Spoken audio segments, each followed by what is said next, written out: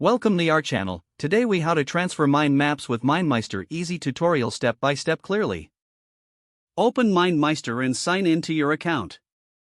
Once you're logged in, locate the mind map you wish to transfer. Click on the mind map to open it in the editor. In the upper right corner, click on the three-dot menu icon. From the drop-down, select the export option. You'll see several export formats available. Choose the format that best suits your needs, such as PDF, PNG, or text outline. If you select PDF, adjust any settings like page size or orientation as required. Click the Export button to download the file to your device. Now, open the platform where you want to transfer your mind map. If you're transferring to another mind mapping tool, check for the Import feature. In the Target tool, navigate to the Import section.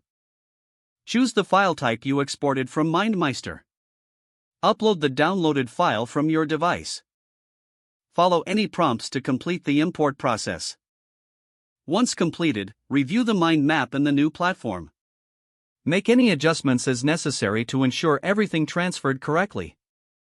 Your mind map is now successfully transferred and ready for further use. If the page does not load, refresh the browser or try again in a private or incognito window. Make sure you are using the correct email address, then retype it carefully to avoid small typos. If your password is not accepted, use the reset option and create a new strong password you can remember. Check your spam folder for verification or security emails, then complete any requested confirmation step. Enable two-factor authentication if available to improve account security and reduce unauthorized access risk. After signing in, review your profile details so your contact information and settings are accurate and current. If you see an error message, note it down and try again after restarting your device and internet connection. Log out when you finish, especially on shared devices, to keep your account and payment information secure.